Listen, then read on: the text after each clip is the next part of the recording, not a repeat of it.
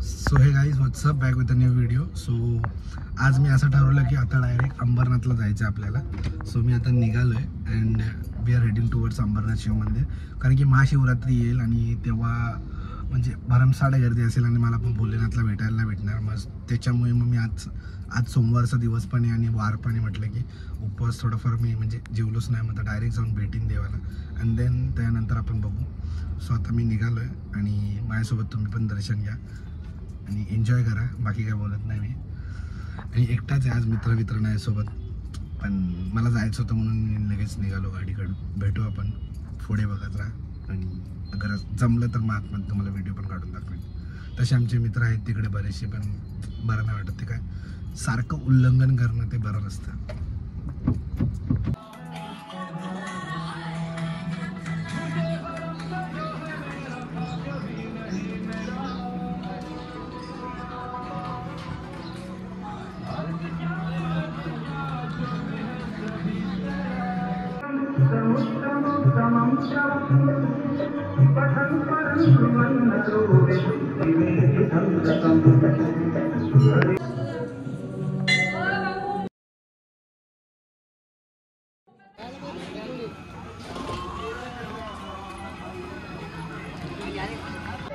दर्शन एकदम भारी वगैरे झालेलं आहे आणि महाशिवरात्री असल्यामुळे इकडे आपल्याला नीट म्हणजे दर्शन करता आलं नसतं.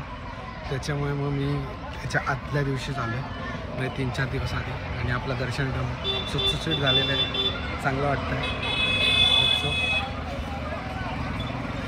जे पण आपले व्ह्यूअर्स बघतात त्यांच्यासाठी पण मी वाटची हे डायरेक्ट घरी जाऊन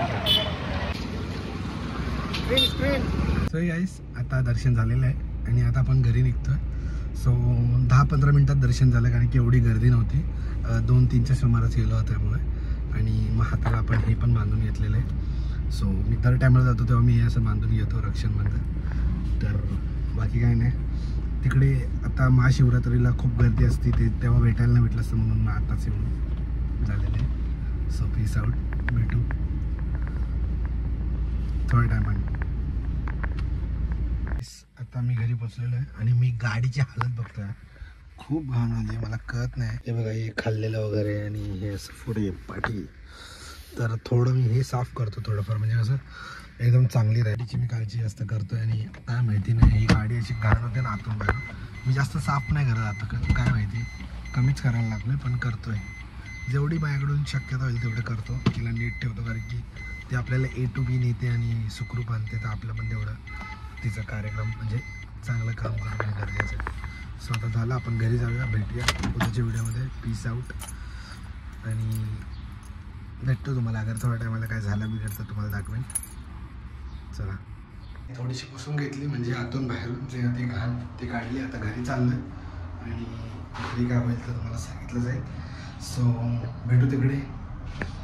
डेली ब्लॉगिंग म्हटलं की असं थोडं टायमाने तुम्हाला सांगावं लागतं काय चालू आहे माझ्या लाईफमध्ये. Peace out. हे पीस आउट काय आणलं आहे मी मध्ये मलाच पण कळत नाही. मी सारखं बोलतोय, माझ्या मित्रांनो बोलतोय काय पीस आउट करतो. तर पीस आउट पण बंद करायला पाहिजे. चला भेटू. हे आणू नवीन नाही का. हो, ज्यांना अंबरनाथ शिव मंदिरला जायचे ते जाऊ शकता. भव्य तयारी चालू आहे आणि एकदम प्रॉपर लाईन टू लाईन आणि एकदम भर्जींचे जे लाईन असतील ते सर्व काही एकदम प्रॉपर केलेलं आहे. So if you want to go you can go at Mahashivratri. आणि त्र्यंबकेश्वरचं पण आम्हाला कळालं आहे की सकाळी 6 म्हणजे आदल्या दिवशी 2 वाजता तो चालू होईल, तो दुसऱ्या दिवशी 2 वाजता बंद होईल. तोपर्यंत दरबार चालूच राहणार आहे. सो तुम्ही तिकडे पण एकदा भेट देऊ शकता अगर जायला पॉसिबल झालं तर.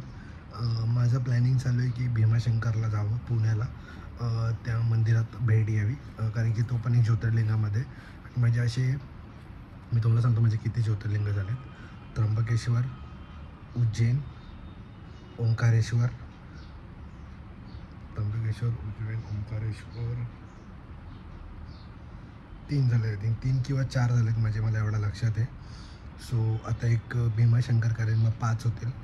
तसे अजून मग सोमनाथ जायचं आहे. मग अजून असे 3 पूर्ण जेवढे ज्योतिर्लिंग आहेत 12 तेवढे मला कवर करायचे आहेत. मला एवढं माहिती आहे 4-5 आमचे झालेले आहेत. 4 तर मिनिमम झालेत एवढं मला माहिती आहे माझे. सो अजून करायचे आहेत मला आणि होप सो तुम्ही पण सोबत असाल. आणि मी हे सगळं टाकलेले जे जे मी तिकडे जिकडे गेलो तिकडे मी तुम्हाला ब्लॉग्स दिलेले आहेत त्या गोष्टीचे.